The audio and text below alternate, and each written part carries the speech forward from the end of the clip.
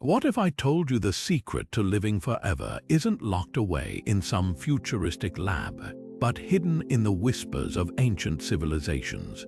For as long as humans have walked this earth, we've been obsessed with defying death, chasing immortality like a fleeting shadow across time.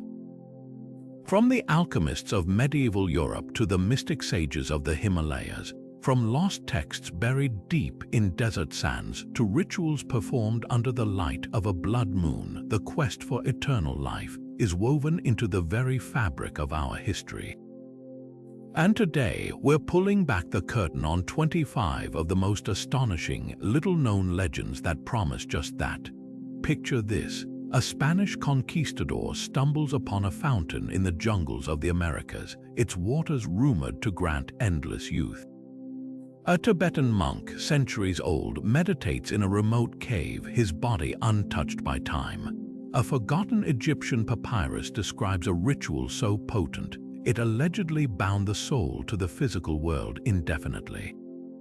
These aren't just fairy tales, they're fragments of a global obsession, stories passed down through generations, each one a thread in the tangled web of humanity's deepest desire. But here's the shocking truth. Scattered across the world, hidden in plain sight, are clues that some of these legends might be more than just myths. So why do these stories endure? Why do we still dream of eternity when death is the one certainty we all share? Maybe it's because buried within these tales are glimpses of something extraordinary, echoes of a truth we're not quite ready to dismiss. And that's exactly what we're uncovering today. From the elixirs of Chinese emperors to the cryptic symbols left behind by secret societies, we're diving into the mysteries that have tantalized explorers, scholars, and seekers for millennia. This isn't just a history lesson, it's a journey into the unknown, a chance to walk alongside those who dared to challenge the final frontier, so buckle up. By the end of this, you might just question everything you thought you knew about life, death, and what lies beyond. Long before modern science dreamed of life extension, ancient Chinese alchemists were already brewing potions to cheat death, and none pursued this goal more fiercely than Emperor Qin Shi Huang. The man who unified China and built the terracotta army wasn't just a ruler, he was a man possessed, spending fortunes and sending expeditions to the farthest corners of his empire in search of the fabled elixir of immortality. Taoist texts spoke of a golden liquid, a celestial concoction that could dissolve the boundary between mortal and divine. But the recipes for such potions were as deadly as they were mysterious. Crushed jade, powdered pearls, and worst of all, mercury, a substance revered for its shimmering, liquid metal beauty, unaware of its venomous truth. The irony is almost too cruel to fathom. The very potions meant to grant eternal life instead delivered a slow, agonizing end. Historical accounts describe Emperor Qin's final years as a descent into paranoia and delirium, symptoms we now recognize as classic mercury poisoning. Yet, even as his body failed him, his obsession never wavered.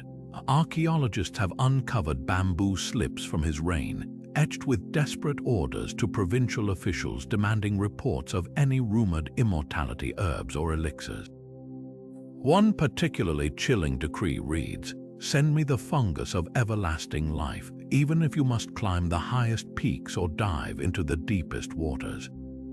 But here's the twist. Some scholars believe the Taoist alchemists knew the risks.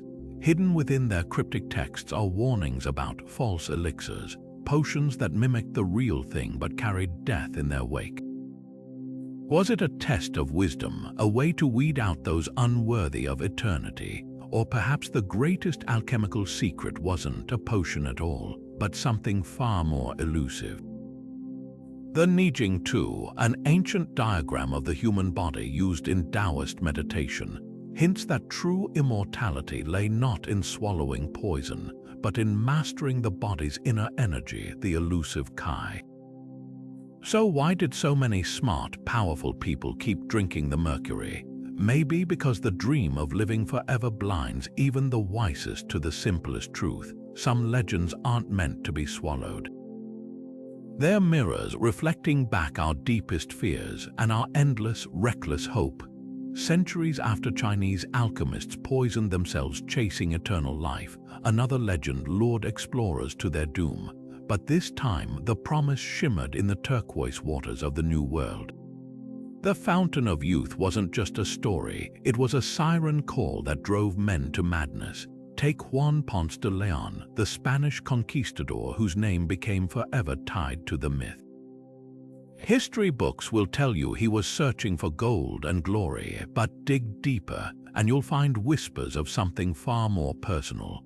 Rumor had it the aging warrior sought the fountain not for conquest, but to reverse his own fading vitality, a secret mission disguised as colonial expansion. The irony, indigenous Taino people had spoken of healing springs long before Europeans arrived, sacred waters believed to cure illness, not grant immortality. Their legends described something subtler than eternal life, a gift of restored health, a second chance. But when these stories reached European ears, they warped into something grander, something obsessive. The Taino's reverence for nature's remedies became twisted into a literal fountain, its waters promising not just healing but everlasting youth. Colonial maps began marking phantom springs, their locations always just beyond reach, deep in Florida's swamps, hidden on Caribbean islands shrouded in mist. Fast forward to today, and the obsession hasn't faded, it's just traded wooden ships for syringes. Modern anti-aging science mirrors the same desperate hope, swapping enchanted springs for stem cells and young blood transfusions. Silicon Valley billionaires fund labs hunting for longevity escape velocity, while celebrities flock to clinics offering unproven gene therapies. The language changes, biohacking instead of alchemy, telomeres instead of sacred waters, but the dream remains identical. So why does this legend outlive empires? Maybe because it taps into our deepest fear, not death itself but decay, the slow creep of time, the body's betrayal. The Taino understood balance. Their springs were places of respite, not defiance. But Ponce de Leon, he died from a poisoned arrow in Florida, still chasing what was never meant to be found. His story warns us, some quests don't fail because the goal is mythical, but because we're asking the wrong question. What if immortality isn't about stopping time but learning to move through it differently? If there's one symbol that captures the dizzying crossroads of science, magic, and the hunger for eternity, it's the Philosopher's Stone. This wasn't just some glittering rock, it was the ultimate alchemical obsession, a substance said to turn lead into gold and bestow immortality. The idea first flickered to life in the shadowy texts of Hermes Trismegistus, the legendary Egyptian sage who claimed matter itself could be perfected. His cryptic writings, known as the Hermetica, whispered that the universe held secrets for those daring enough to decode them. By the time these ideas reached medieval Europe, they'd fermented into something even more potent, a physical object that could cheat not just poverty but death itself. Enter Nicolas Flamel, the Parisian scribe turned accidental alchemical celebrity. History remembers him as a humble bookseller, but legend paints a wilder picture. After supposedly discovering an ancient Hebrew manuscript filled with alchemical diagrams, Flamel and his wife Perenelle allegedly unlocked the stone's secrets. Witnesses swore the couple vanished for years, only to reappear looking eerily youthful. Even stranger, church records show Flamel's tomb was found empty centuries later, fueling rumors he'd faked his death to escape the notice of kings and churches desperate for his knowledge. But here's the fascinating twist. The stone was never just about literal gold or eternal life. Alchemists spoke in riddles for a reason. The lead they sought to transform wasn't just metal, it was the human soul, heavy with imperfection. The gold was enlightenment, spiritual purity. The Philosopher's Stone became a metaphor for the ultimate human upgrade, a way to refine the self as much as the substances in their flasks. Isaac Newton, often hailed as the father of modern physics, spent decades hunting it, filling notebooks with alchemical recipes, To him, the stone wasn't superstition, it was the missing key to nature's deepest laws. Yet for all the high-minded philosophy, the stone's legend bled into brutal reality. Charlatans sold alchemical gold to bankrupt nobles, while real practitioners worked in secrecy, fearing the church's wrath. The line between genius and madness blurred like Heinrich Kunrath, who built an entire chapel to the stone, its walls covered in symbols meant to guide the worthy to immortality. His writings hint at a chilling truth. Perhaps the stone wasn't something you found, but something you became. So why does this myth outlast its seekers? Because it speaks to the oldest human itch, the belief that hidden somewhere, in some form, is a shortcut to transcendence. Whether it's Flamel's fabled immortality or Newton's thirst for cosmic truths, the philosopher's stone endures as the ultimate what if. And that's the real magic, not in turning lead to gold, but in keeping us eternally searching. The Holy Grail stands apart from other immortality legends because it wasn't just about living forever. It promised something far more dangerous: divine redemption. While most cultures chased eternal life through potions or magic, medieval Europe became obsessed with this sacred relic, believing it held the very essence of Christ's power.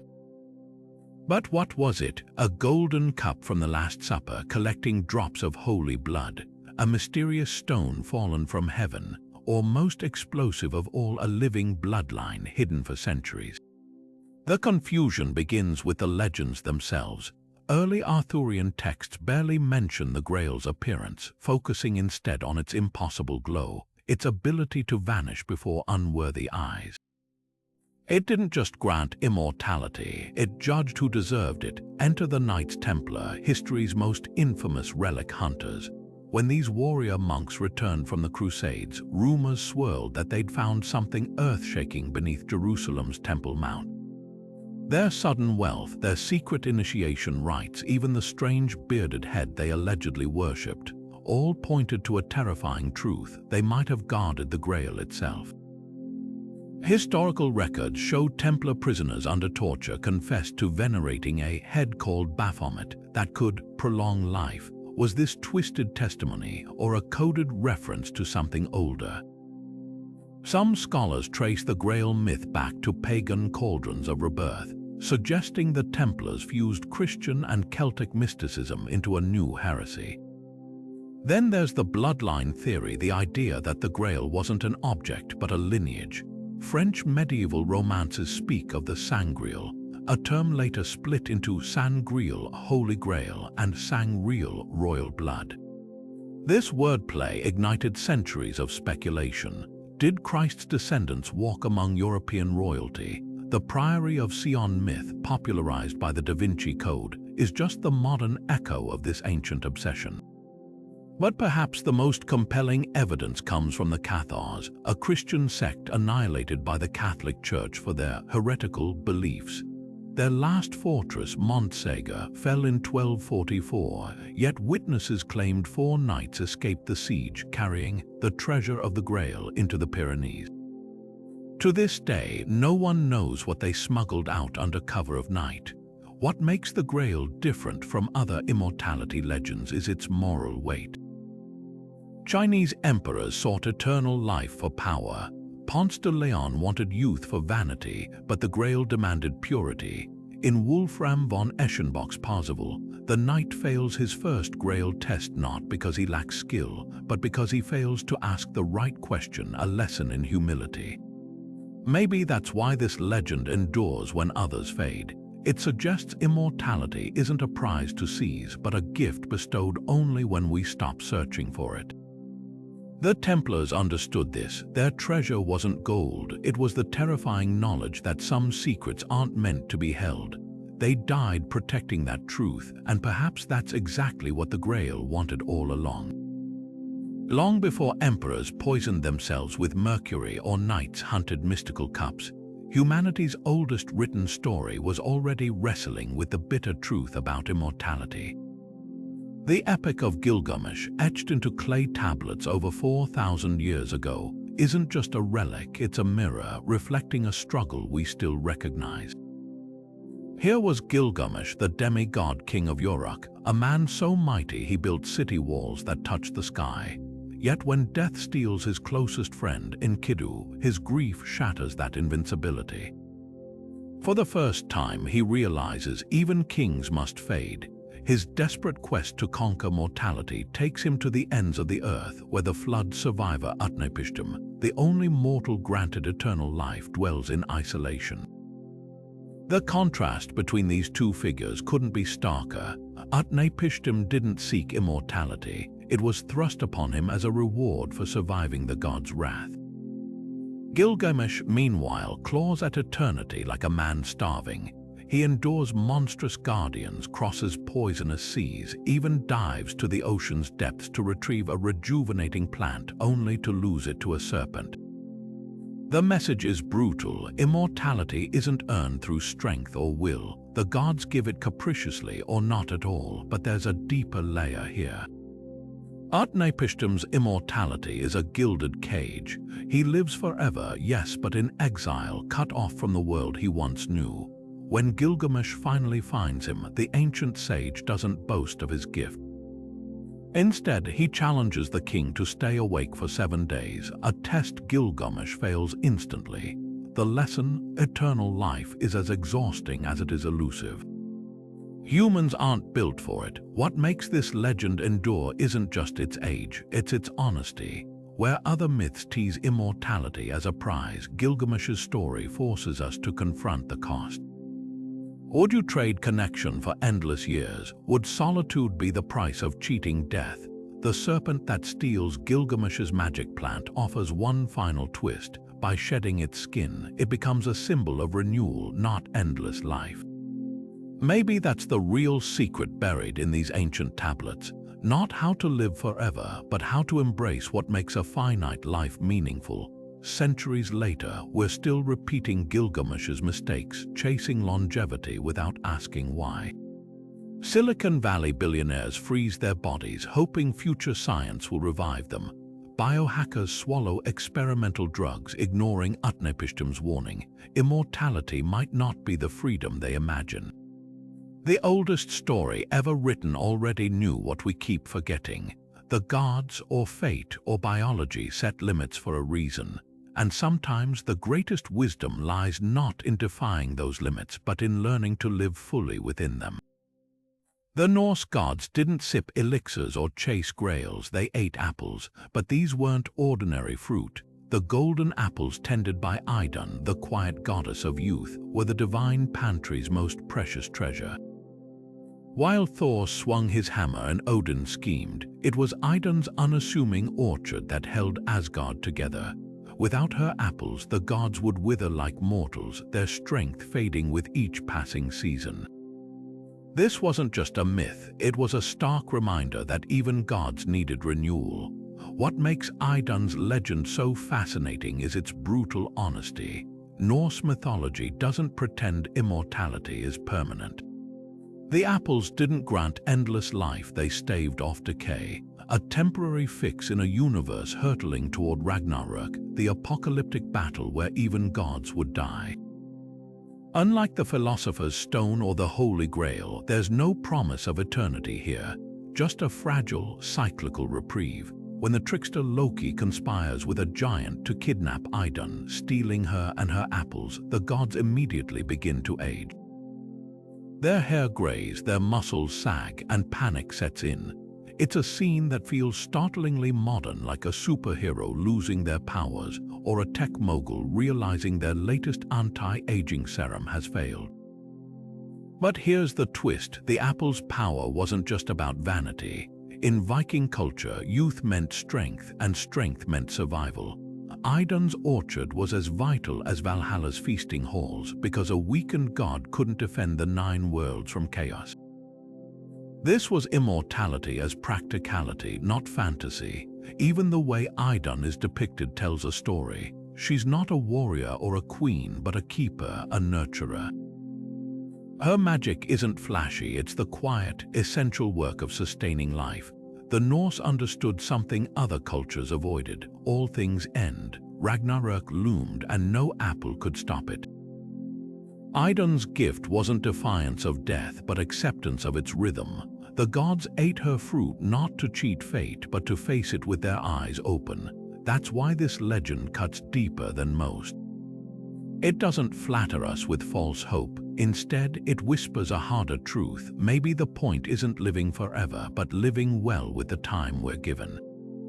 Today, we see echoes of Idun's apples everywhere in our obsession with superfoods, our fear of aging, our billion-dollar wellness industry. But the Vikings would have scoffed at our desperation.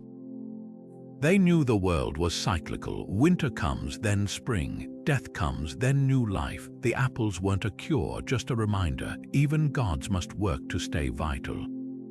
And if they couldn't escape time's grip, what makes us think we can? The Greeks understood immortality's cruelest paradox long before modern science. What happens when you get endless life but not endless youth? Meet Tithonus, the mortal lover of Eos, goddess of dawn. She begged Zeus to grant him eternal life, but in her haste forgot to request eternal youth. The result, a horror story written in withering flesh. Tithonus lived forever, yes, but as a shriveled husk, his body decaying into dust yet unable to die. Ancient poets describe him begging for death as his voice faded to a cricket's whisper, a grotesque reversal of nature's order. Meanwhile, atop Mount Olympus, the gods feasted on ambrosia and nectar, the divine foods that preserved their radiant youth indefinitely. This stark contrast reveals a truth that haunted Greek thought. Immortality without vitality isn't a gift, it's torture.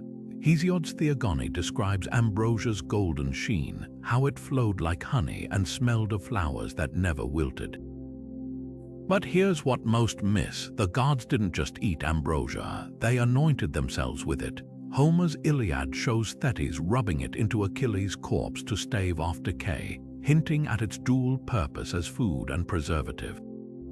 Modern scholars speculate these descriptions might echo real ancient practices like Egyptian mummification rituals using resin and honey, or Mycenaean funerary oils meant to mimic divine preservation. Yet the deepest lesson lies in what ambrosia denied humans. In myth after myth, mortals who tasted meet violent ends. The hunter Orion was killed for boasting he'd consume it all. The giant Tityus was tortured in Tartarus for assaulting Leto, his crime compounded by stealing the god's food. Even Prometheus, who stole fire for humanity, never dared take ambrosia.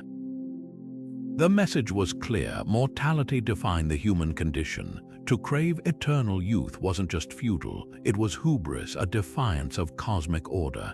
Tithonus's fate takes this further. It strips immortality of all romance. While later legends like the Fountain of Youth promise vigor, his story forces us to confront biology's limits. Aging isn't a flaw to be fixed, it's woven into our destiny. The gods could sip ambrosia because they were fundamentally other. Humans were bound to time, and that very fragility gives our lives meaning. The Greeks didn't just warn against chasing immortality, they sculpted a brutal metaphor for what happens when we confuse existence with living. Today's longevity labs would do well to remember Tithonus. Cryonics freezes bodies in hopes of future revival, but what if we wake to a world where everyone we loved is dust?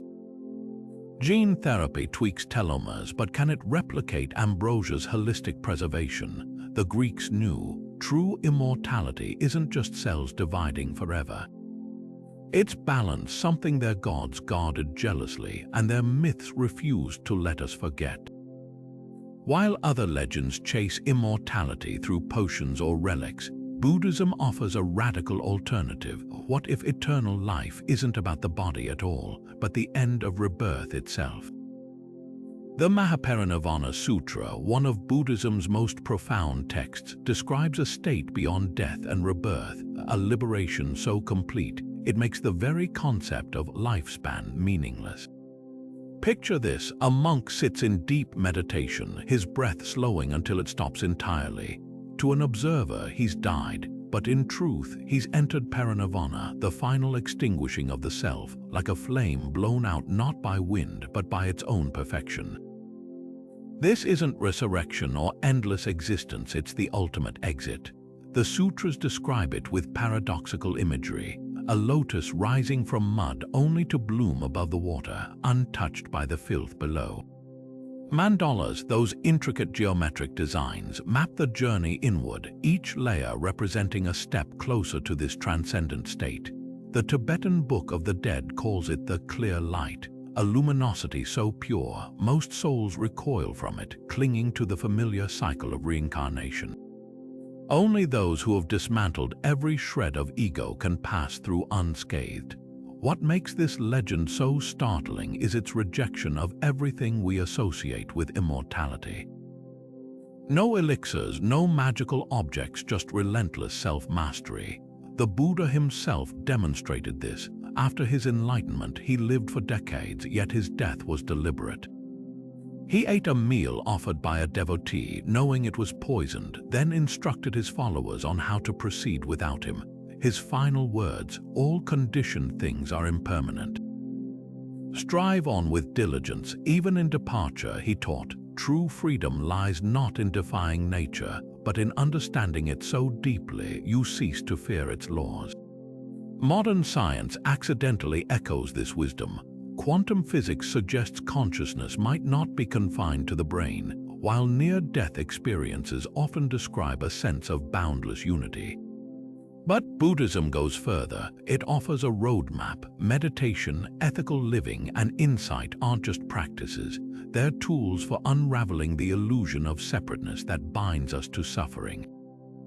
The irony, by seeking to live forever, other legends trap their seekers in endless craving. The Mahaparinirvana Sutra proposes the opposite. Immortality isn't gained. It's realized by seeing there was never really a you to die in the first place. So why does this appeal endure? Because it's the only legend that doesn't ask you to outrun death, but to outgrow the fear of it. The lotus doesn't fight the mud, it transforms it, and that might be the most radical secret of all.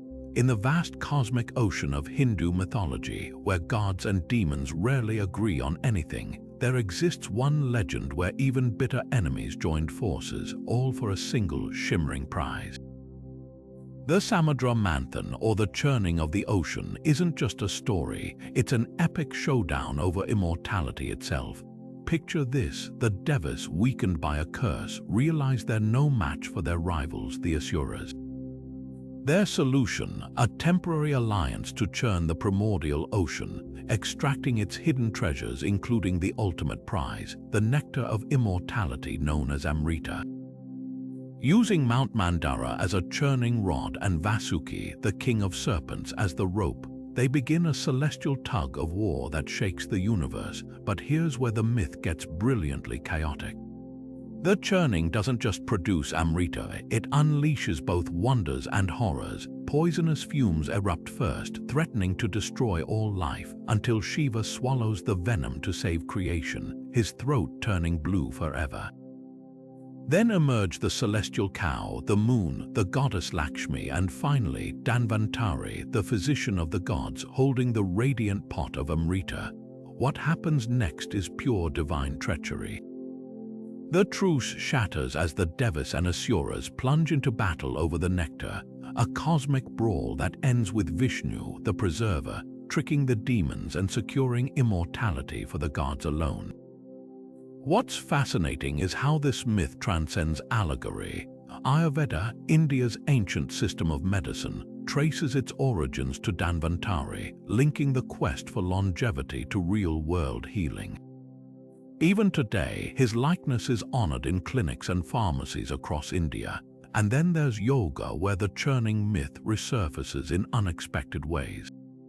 The spinal column becomes Mount Mandara, the Kundalini energy coiled at its base mirrors Vasuki, and enlightenment becomes the ultimate Amrita.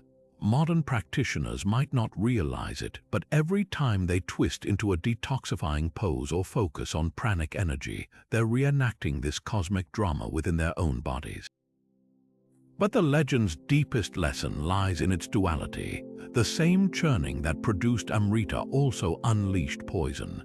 immortality wasn't a pure gift, it came with consequences, requiring sacrifice and discernment. Unlike Western legends where elixirs are simply stolen or brewed, here the gods had to engage with chaos, with opposition, even with their own shadows.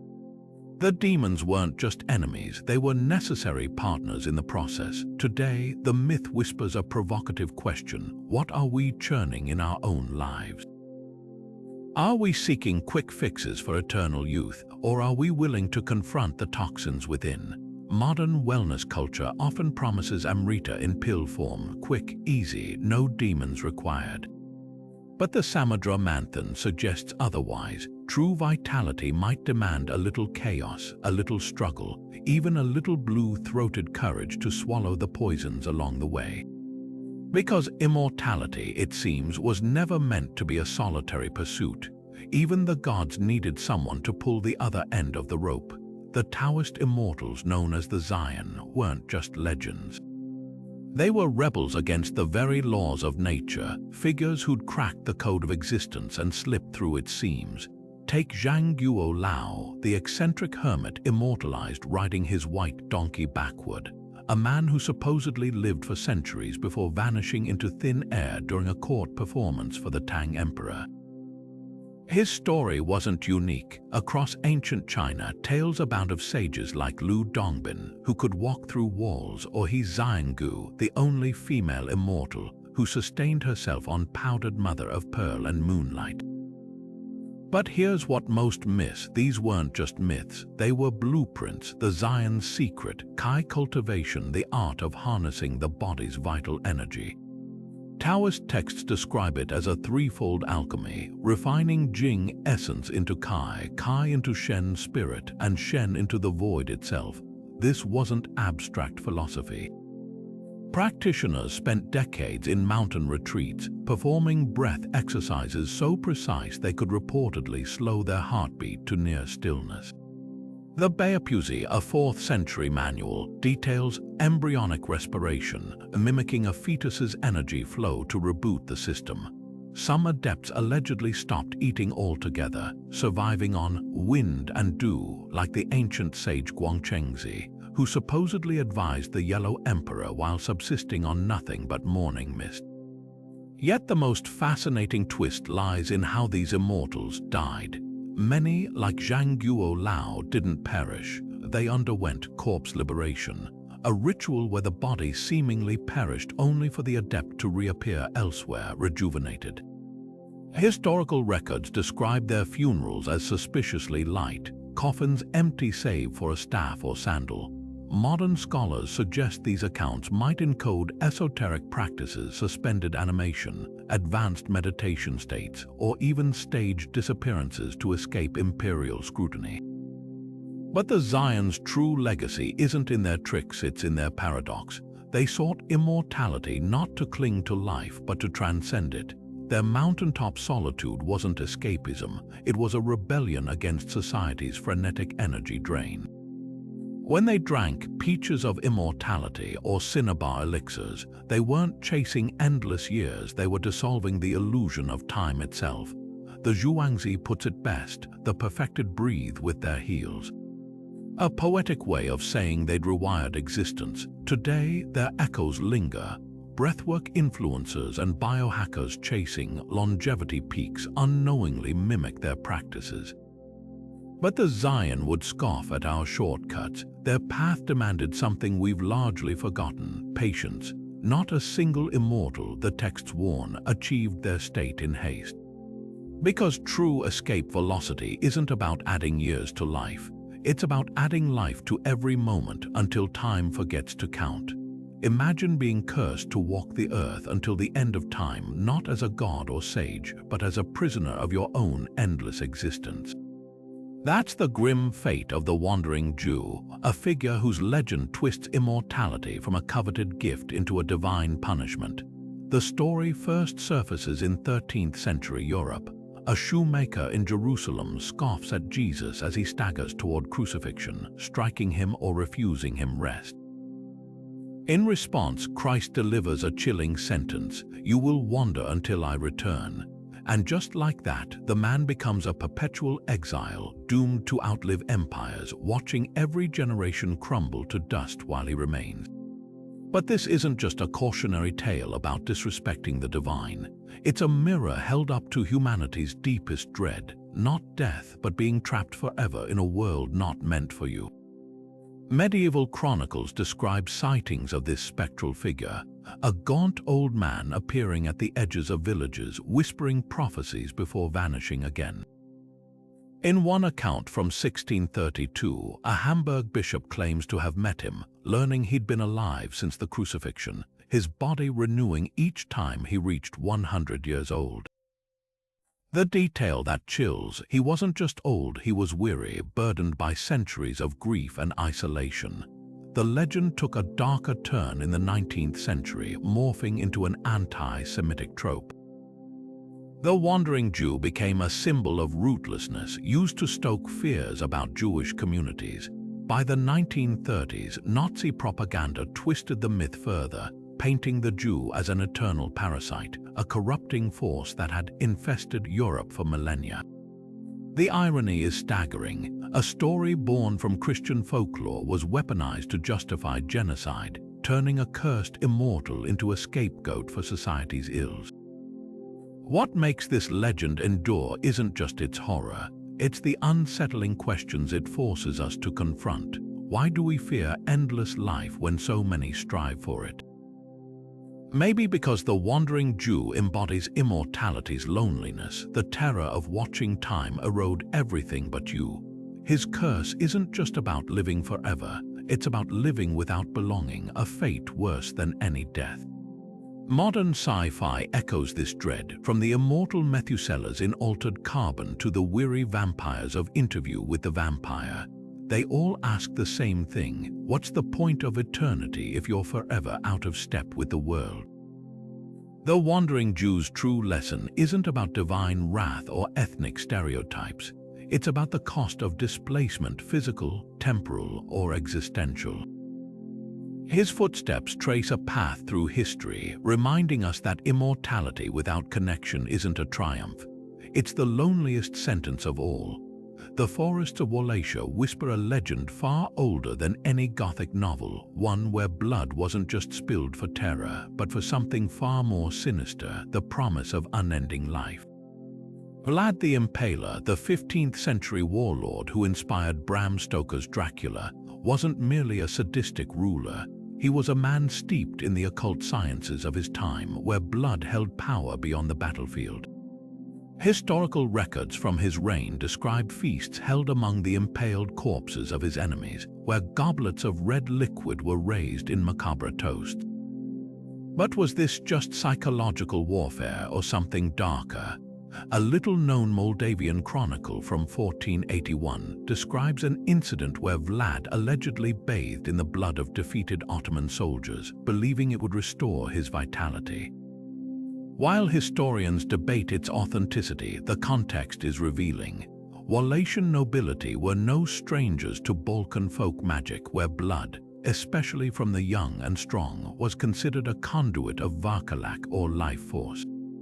Even more chilling, a surviving letter from Vlad's court physician mentions a recipe for an elixir of fortification, using fermented blood mixed with herbs, a concoction meant to prolong the drinker's vigor.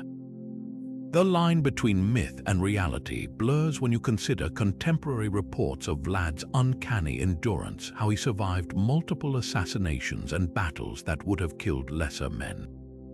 Yet the Dracula connection runs deeper than Hollywood horror. Bram Stoker didn't invent the vampire link. He borrowed from Eastern European Strigoi folklore, where the undead weren't soulless monsters but cursed beings trapped between worlds. In some Carpathian villages, traditions held that drinking the blood of a dying elder could inherit their wisdom or their remaining years. This twisted logic mirrors Vlad's own reputation, a ruler who seemed to feed on the suffering of others, growing stronger as his enemies fell. Modern hematology adds an eerie footnote. We now know young blood plasma contains proteins like GDF11 that can rejuvenate muscle and brain tissue in mice, a scientific echo of ancient blood rituals. Of course, Vlad knew nothing of biomarkers, but his instincts weren't entirely wrong. The real horror isn't that he drank blood, it's that he might have been grasping at a terrible truth. Vitality can be stolen, just not in the way he imagined. So why does this legend cling to our collective psyche? Because it forces us to confront the primal allure of survival at any cost. Vlad didn't want immortality for enlightenment or love, he wanted it for dominance. And in that sense, he's more modern than any vampire. Today's billionaires chase longevity through parabiosis and gene editing, but the drive is the same, to conquer time itself. The Impaler's true legacy isn't in the spikes or the blood. It's in the warning that some hungers, once awakened, can never be filled. The Rosicrucians never promised immortality, they whispered about it. Unlike the alchemists who melted metals or the Taoists who meditated on mountaintops, this secretive brotherhood claimed their path to eternal life lay in something far stranger, the marriage of science and spirit.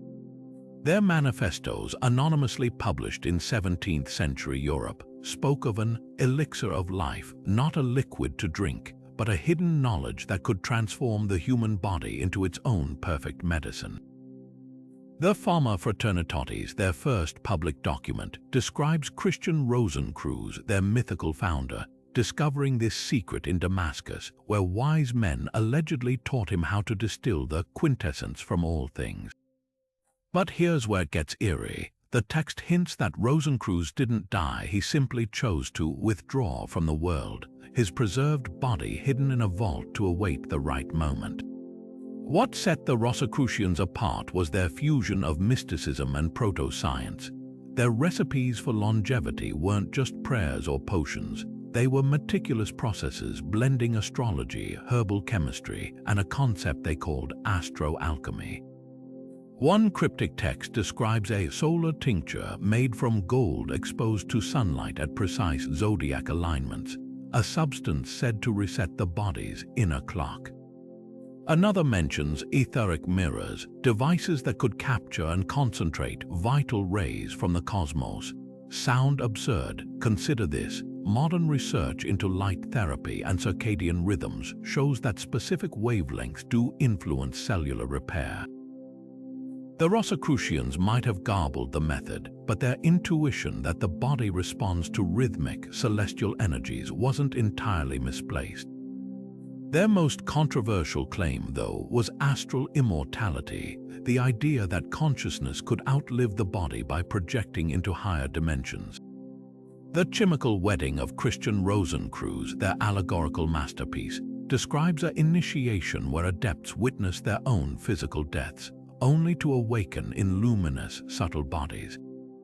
This wasn't metaphor. Secret Rosicrucian manuscripts unearthed in prog detail exercises to loosen the silver cord, binding soul to flesh, techniques shockingly similar to modern out-of-body induction methods. French physician Alexander Saint-Yves d'Alveder, a 19th century Rosicrucian enthusiast, even claimed to have met Himalayan masters who taught him how to project his consciousness across continents, a claim that later influenced Theosophy's concept of astral travel. Today, their legacy thrives in unexpected places. The wellness industry's obsession with vitality elixirs and light-based therapies owes more to Rosicrucian lore than most realize. Silicon Valley's transhumanists, with their dreams of uploading consciousness, echo the Brotherhood's ancient goals: just swap etheric mirrors for neural implants.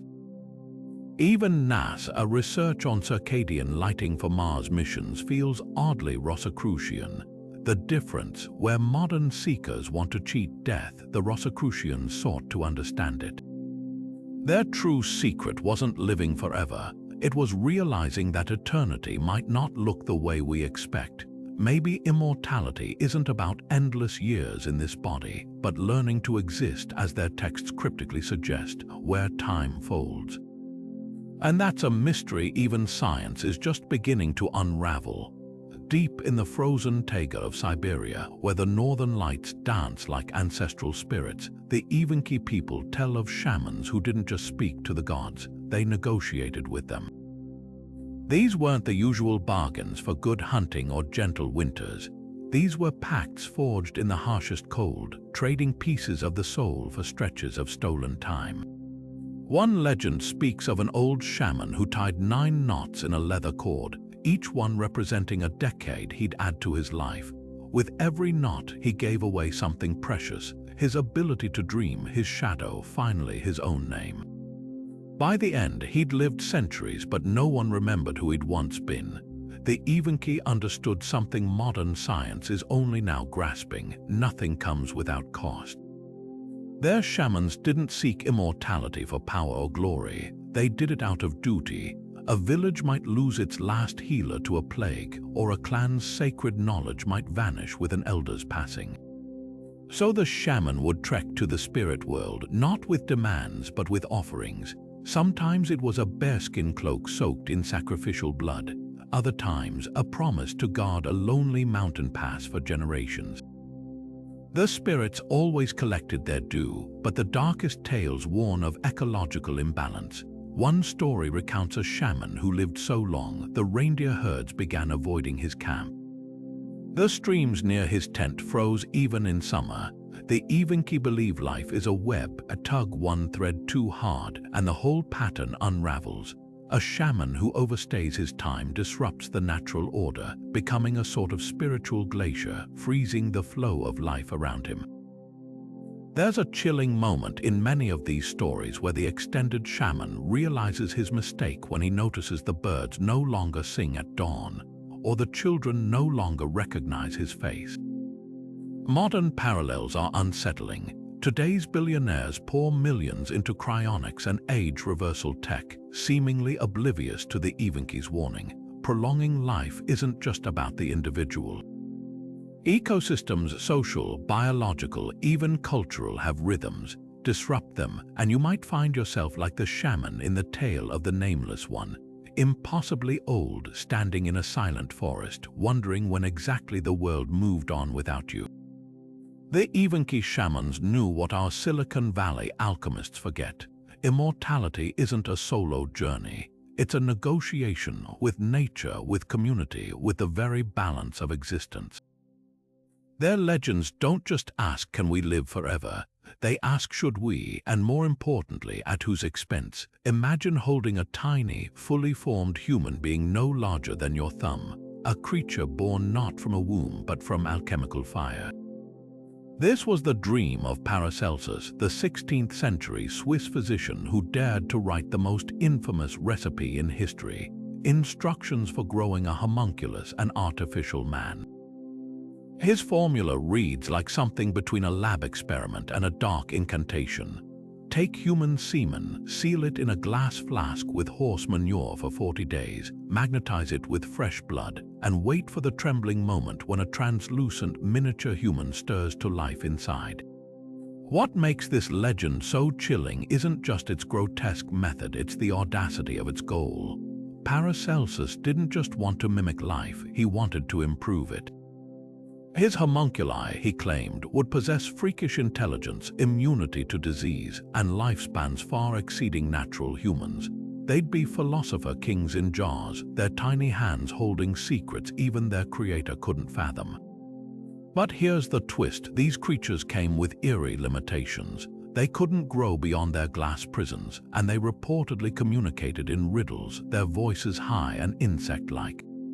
In one account, a homunculus spends decades whispering algebraic theorems to its maker before shattering its flask in despair. The homunculus myth didn't fade with alchemy, it evolved. Mary Shelley's Frankenstein borrows its existential dread from these tales, swapping the glass womb for a lightning-charged lab. Modern science echoes it too. Stem cell researchers growing organoids, tiny, self-organizing clumps of human tissue, sometimes call them homunculi in private, half joking about the ethics of their work. And then there's artificial womb technology, where embryos develop in fluid-filled bioreactors, their growth monitored through synthetic membranes. The parallels are uncomfortable. We've replaced manure with growth factors and flasks with sterile chambers, but the underlying hunger remains the same: to craft life on our own terms. Yet Paracelsus's greatest insight wasn't about biology, it was about control. His homunculi always rebelled, just as Frankenstein's monster did. Maybe that's the real warning buried in these old texts. Immortality engineered in a lab, untethered from nature's rhythms, might not give us mastery over life, just a front-row seat to our own creations outgrowing us. The alchemists thought they could cheat death by playing God, but the homunculus with its glass-bound suffering whispers a darker truth. Some secrets aren't meant to be bottled. Hidden in the white marble temples of Rajasthan lies a vision of immortality so pure, it makes all other legends seem crude by comparison. The Jain Tirthankaras, spiritual conquerors who achieved siddha, or liberation from the cycle of rebirth, aren't depicted as decaying kings or grasping alchemists. They're shown frozen in perfect meditation, their marble bodies smooth as moonlit water, eyes half closed in eternal serenity. Unlike the frantic quests for elixirs or magical objects, their path to timelessness required no external crutches, just the relentless refinement of the soul. The secret lies in their extreme asceticism, a practice so rigorous it borders on the surreal.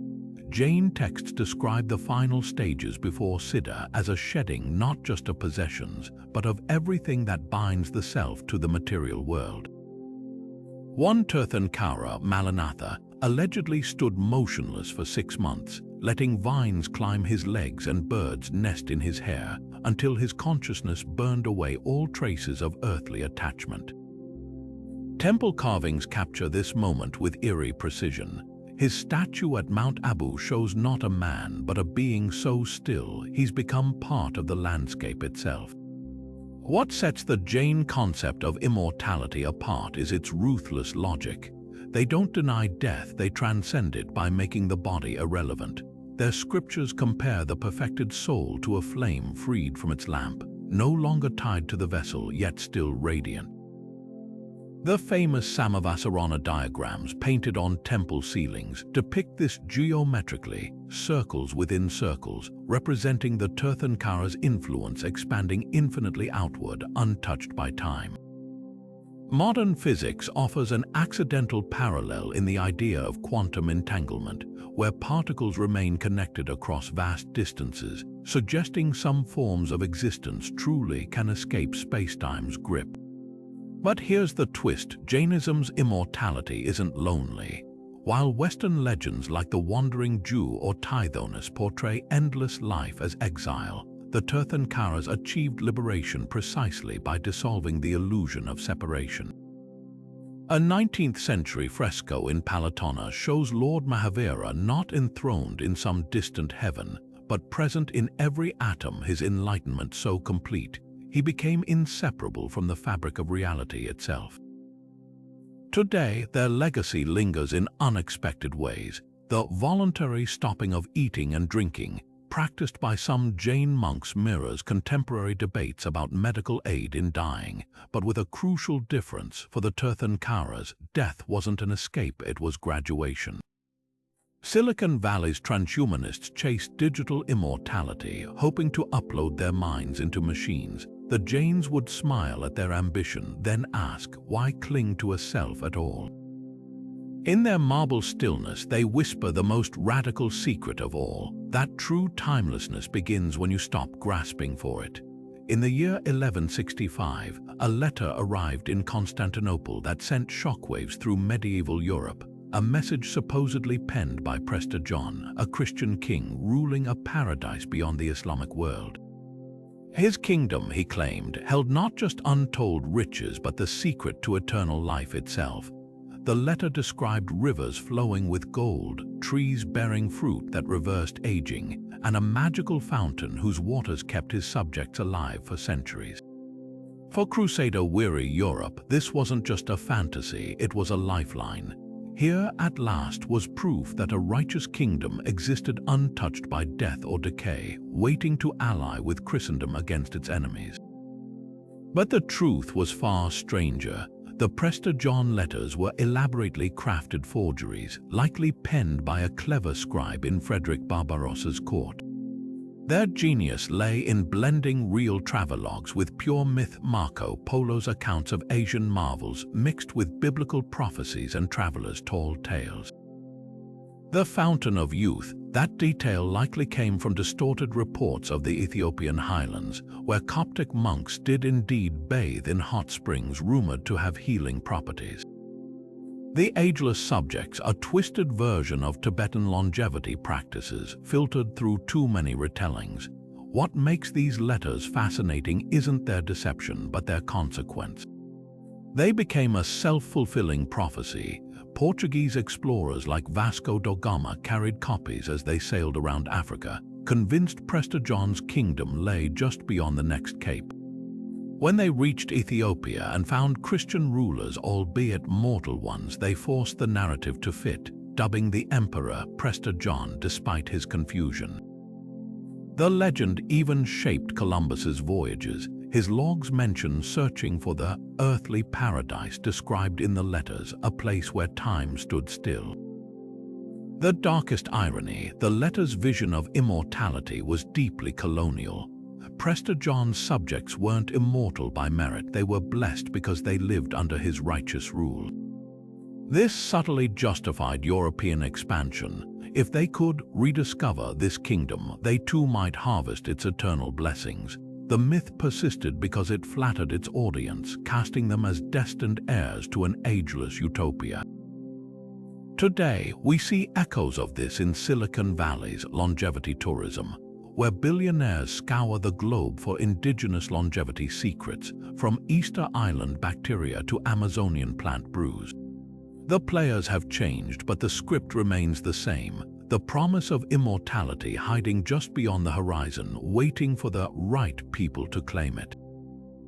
Prester John's real legacy isn't a lost kingdom, it's the dangerous idea that some deserve eternity more than others. The wheat fields of medieval Suffolk held more than just golden grain. They concealed a mystery that still defies explanation 8 centuries later.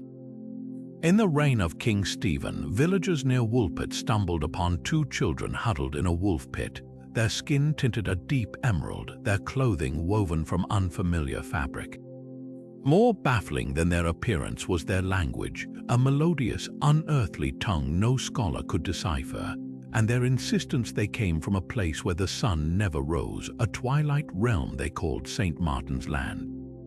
Most legends of immortality involve elixirs or divine gifts, but the green children hint at something stranger, an entire world untouched by time. Chroniclers like Ralph of Coggeshall recorded that the siblings refused all food for days until discovering green beans, which they devoured ravenously. As their skin lost its eerie hue, they adapted to earthly life, but their story took darker turns. The boy, weakened by the transition, soon died. The girl, baptized as Agnes, lived on, but her accounts of her homeland grew increasingly cryptic. She described a perpetual dusk where people aged so slowly, generations passed between sunrises. Was this a distorted memory of an underground civilization? A parallel dimension, or something even older? Modern theories range from the plausible to the fantastical. Some historians suggest the children were Flemish orphans displaced by war, their green tint from malnourishment or arsenic poisoning. Others propose they were survivors of a forgotten Neolithic cult dwelling in Britain's vast chalk tunnels. But the most chilling hypothesis comes from astronomer Duncan Lunan, who posited their land without sun might describe a rogue planet hurtling through space, its inhabitants frozen in a twilight existence. Agnes's ultimate fate deepens the enigma. After learning English, she worked as a servant in a local knight's household, her manner described as strangely wise. When asked about her origins late in life, she reportedly smiled and said only, "The way back is not the way you came." Whether hoax, allegory, or extraterrestrial accident, the Green Children's tale endures because it inverts our usual quest for immortality. They didn't seek eternal life, they fell into it, refugees from a timelessness they never chose. And perhaps that's the most haunting lesson of all. Immortality might not be a prize to win, but a condition to endure, one that leaves you forever out of place, like a weed growing in a field of wheat. Paris, 1760. A man appears at the court of King Louis XV, dressed in jewels that shimmer like captured starlight, speaking a dozen languages as if they were his mother tongue. He introduces himself as the Count of Saint-Germain, a name that would soon become synonymous with immortality itself. But here's the twist, this wasn't his first debut.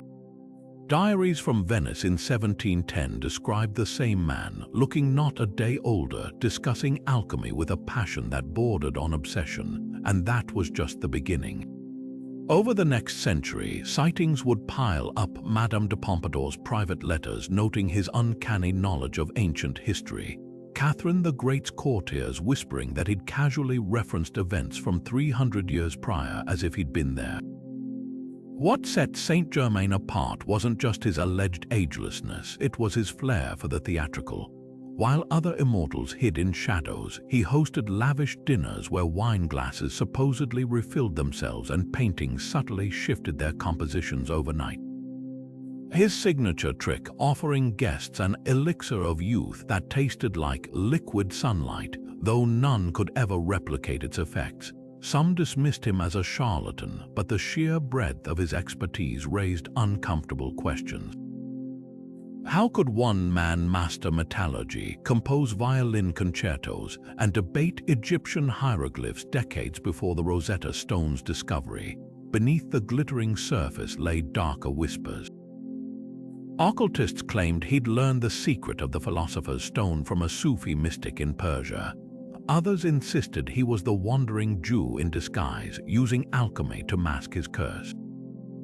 The most chilling account comes from a Freemason's journal found in Prague, describing a midnight ritual where Saint-Germain allegedly demonstrated his true form, a figure whose shadow didn't match his movements. Whether conman or cosmic anomaly, his legacy outlived him if he ever died at all. Reports placed him in Vienna during Napoleon's reign, then later in a Bombay tea house in 1897, each time looking precisely 45 years old. Modern researchers have tried to crack the enigma. Some argue he was a Habsburg spy using theatrical disguises to move undetected between courts. Chemists point to his notebooks filled with recipes for early synthetic dyes that could explain his magical gemstones. But perhaps the most compelling clue comes from an overlooked footnote in Casanova's memoirs. The infamous seducer, no stranger to deception himself, wrote of Saint-Germain, "He lied not to conceal but to test, to see if we were staring at the curtain instead of the stage." That might be the real secret of history's most charming immortal. Saint-Germain wasn't selling eternal life, he was holding up a mirror to our desperation to believe in it. Every exaggerated claim, every impossible anecdote forced his audience to confront a simple choice: dismiss him as a fraud or accept that the world was far stranger than they dared admit. In that sense, he achieved true immortality, not in flesh, but in the endless debate about where the man ended and the myth began. 3 centuries later, we're still staring at that curtain, wondering what's really behind it. High above the battlefields of ancient Mesoamerica, where jaguar warriors clashed under the watchful eyes of the gods, lurked beings far older than any empire, the Tizitsimime. These skeletal star demonesses, depicted in the Florentine Codex with hollow eyes and skirts woven from severed hands, weren't just monsters of myth. They were cosmic bargainers, offering warriors a deal as chilling as it was irresistible: fight for us among the stars and death will never claim you. The Aztecs believed the Tizitsimime dwelled in the darkness between constellations, waiting for the day the sun would fail, a recurring fear tied to solar eclipses when these creatures were said to descend to Earth. But their most seductive power wasn't destruction, it was recruitment. Codex Borgia shows them hovering over battlefields, their bony fingers outstretched to fallen warriors, whispering promises of an afterlife unlike any other.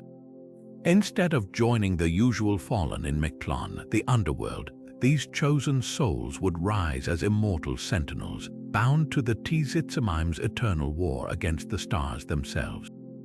What made this pact so terrifying wasn't just the loss of a peaceful afterlife, it was the fine print. Surviving temple murals depict these blessed warriors not as glorious heroes, but as emaciated figures with star-filled eye sockets, their souls trapped in a perpetual battle with no end. Spanish chronicler Bernardino de Sahagún recorded accounts from Aztec elders who described these warriors as those who forget the taste of corn, forever severed from earthly joys. The Tizitsimime's immortality wasn't a reward, it was conscription into an endless celestial war, where even victory meant another millennium of fighting. Modern astronomers might recognize a grim metaphor here. The Tizitsimime's domain, the dark spaces around constellations, mirrors our current understanding of black holes, regions where matter is crushed into oblivion yet somehow persists. The Aztecs, observing these voids in the night sky, might have intuited a terrifying truth. Some forms of survival aren't liberation, but a different kind of annihilation. Today, their legend lingers in unexpected ways. The Tizitsimime's bargain echoes in our own era of drone warfare, where soldiers pilot machines across continents, their bodies safe but their spirits stretched thin across endless digital battles. The Aztecs understood what we often forget. Immortality isn't just about living forever.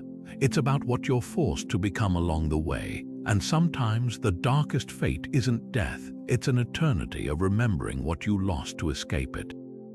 High in the Himalayas, where the air thins and the sky presses close, Tibetan monks whisper of an escape hatched from the cycle of death. One that doesn't require elixirs or relics, but the sheer force of perfected awareness.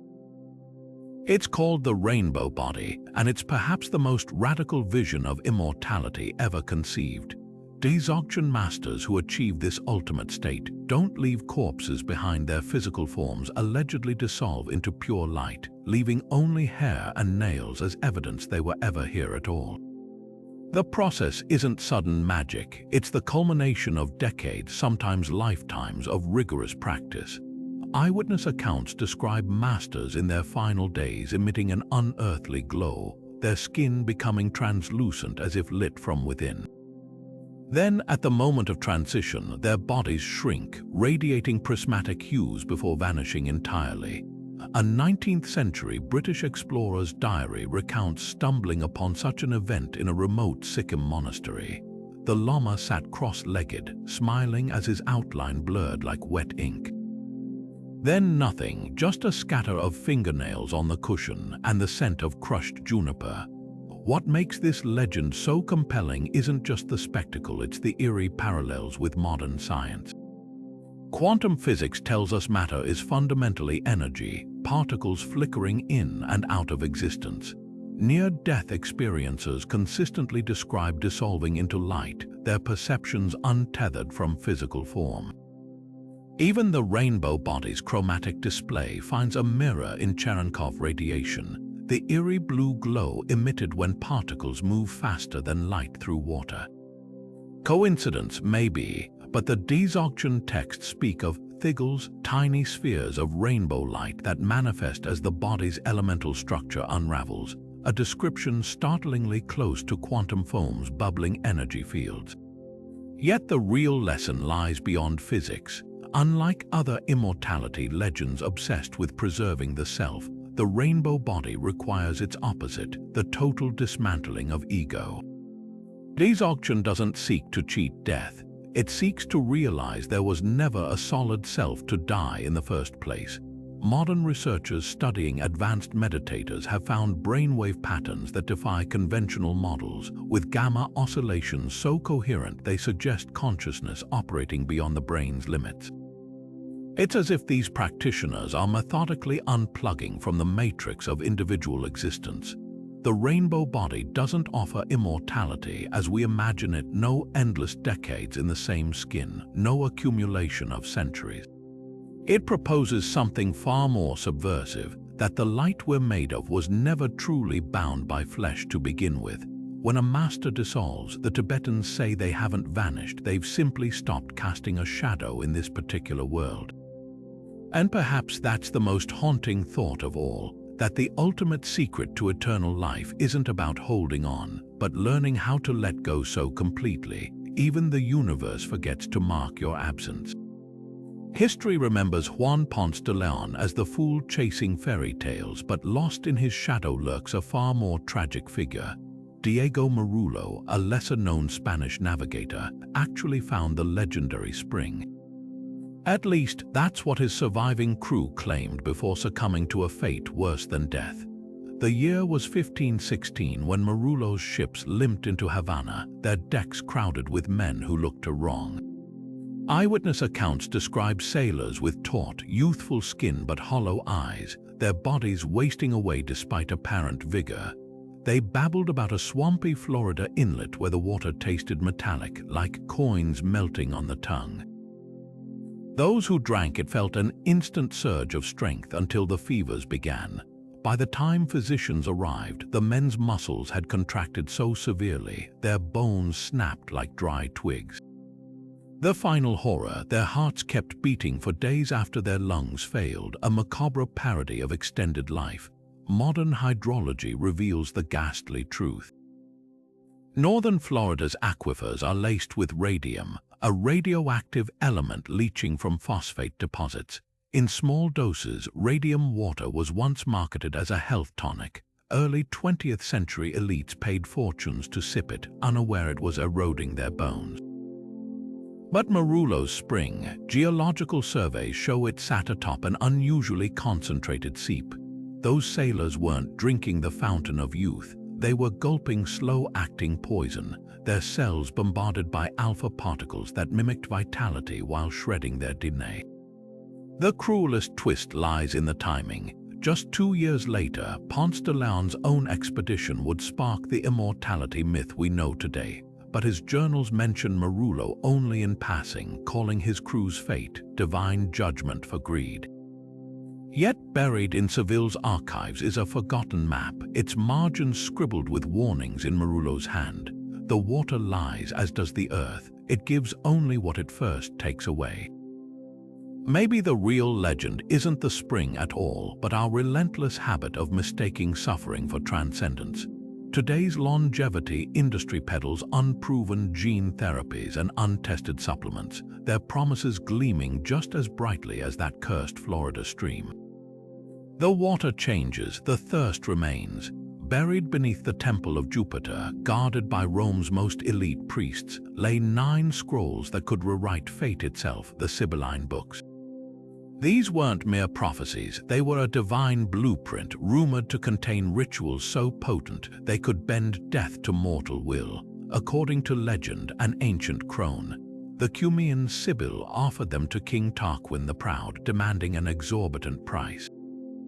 When he refused, she burned 3 scrolls. When he hesitated again, 3 more vanished in flames. By the time he relented, only a fraction of her cosmic knowledge remained, its fragments jealously guarded for centuries. But what made these texts so dangerous wasn't their predictions of wars or plagues. It was their whispered secrets of apotheoses, the transformation of men into gods. Enter Augustus, Rome's first emperor and a master of stage divinity.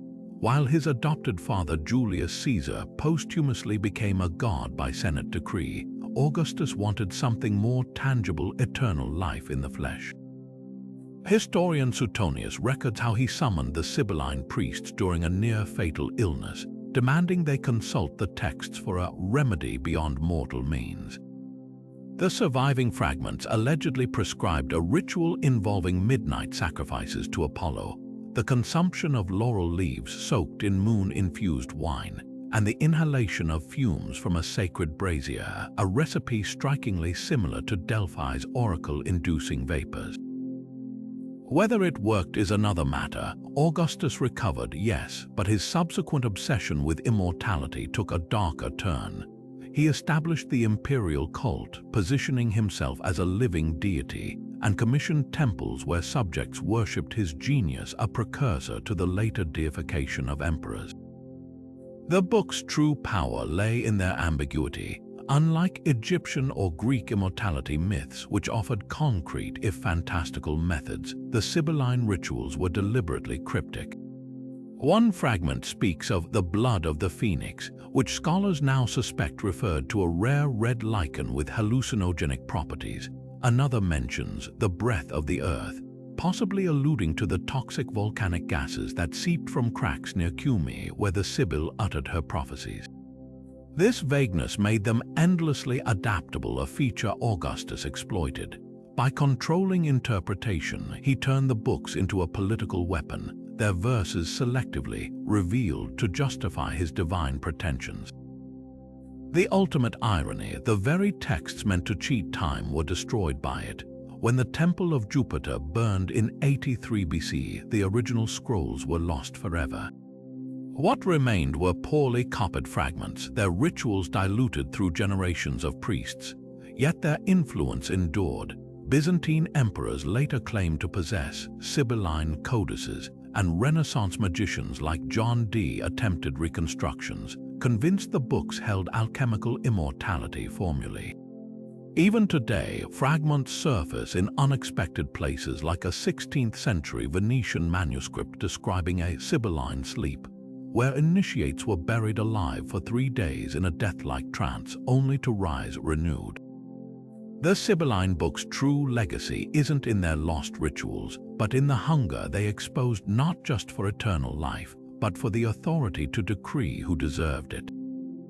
Augustus didn't want immortality for everyone. He wanted it as proof of his singular greatness. In that sense, the books succeeded beyond their wildest prophecies. They didn't make men gods. They revealed how badly men wanted to play the part. In a nondescript facility in Arizona, sealed inside gleaming stainless steel tanks filled with liquid nitrogen at -196 degrees Celsius, float the preserved bodies of over 200 individuals, each one a silent bet against death itself. This is Alka, ground zero of the modern cryonics movement, where the line between cutting-edge science and science fiction blurs beyond recognition. The practice has roots in the 1960s, when eccentric physics professor Robert Ettinger published The Prospect of Immortality, arguing that freezing the recently deceased could one day allow future civilizations to revive them.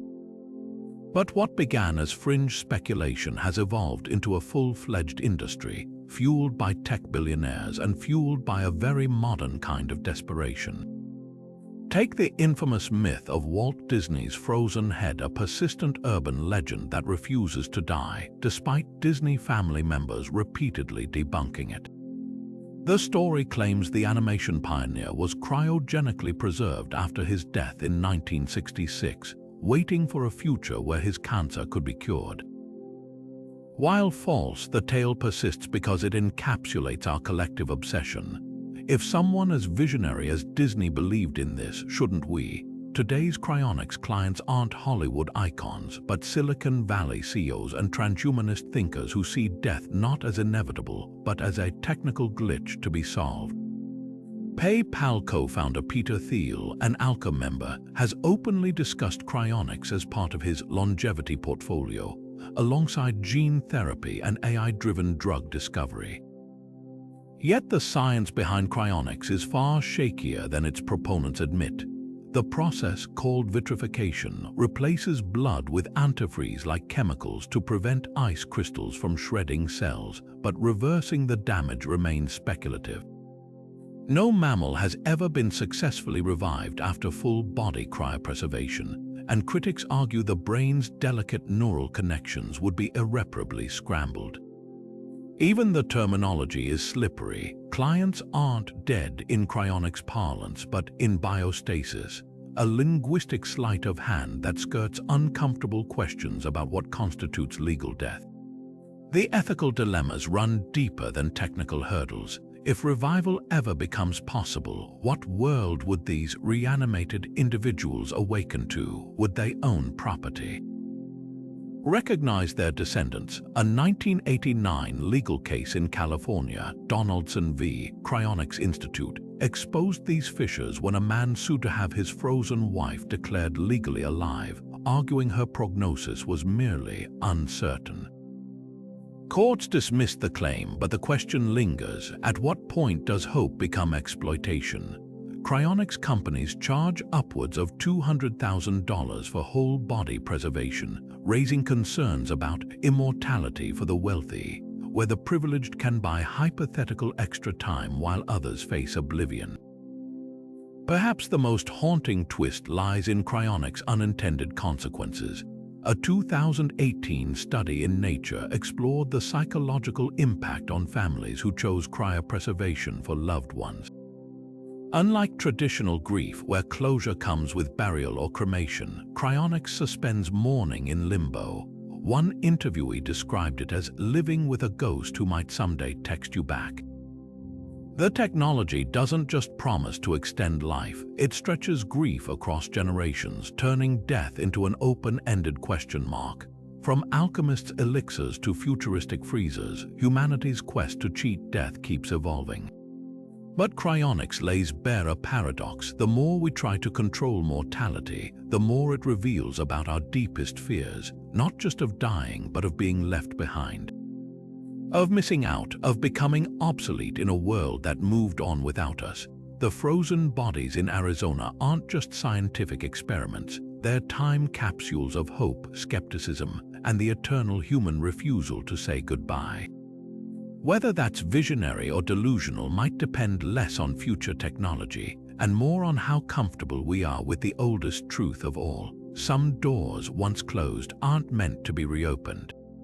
From ancient Chinese emperors drinking mercury to modern billionaires freezing their brains, one thread connects every culture's quest for immortality, our terror of the unknown.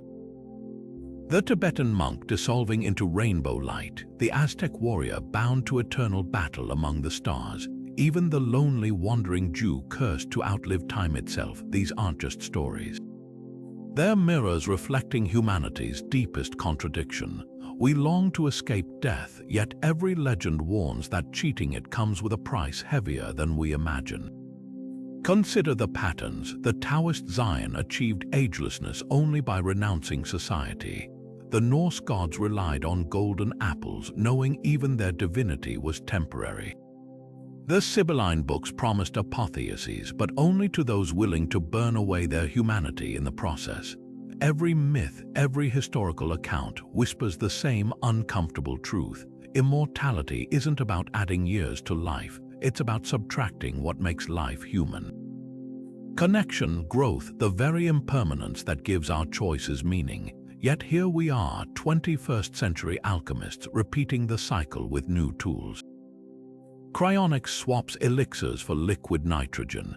Gene editing replaces Philosopher's stones. The language changes, but the hunger remains. Why? Because these legends aren't just about living forever, they're about control. The pharaohs built pyramids to defy oblivion. The Rosicrucians sought astral immortality to master the universe. Today's tech titans pour billions into longevity, not just for more time, but to prove even death bows to human will. But the most revealing detail lies in who these stories exclude. Notice how few legends promise eternal life to farmers, to mothers, to poets. Immortality myths favor kings, warriors, and saints, those society deems worthy. The unspoken message: eternity isn't for everyone, just those with power or wealth or divine favor. It's no accident that modern life extension treatments cost more than most will ever earn. Some hungers, it seems, transcend centuries. So here's the question we've been circling since the first clay tablet etched Gilgamesh's grief. If you could live forever, would you? Not as a god or a monster, but as yourself, watching everyone you love turn to dust, adapting to worlds you no longer recognize, carrying memories heavier than time itself. Would you drink from that fountain, swallow that pill, step into that pod? Or would you, like the Jains, like the Dzogchen masters, realize that true timelessness begins when we stop grasping for it? The legends are all around us, waiting in laboratories and locked scrolls and the quiet spaces between stars. The real mystery isn't how to live forever. It's whether we should.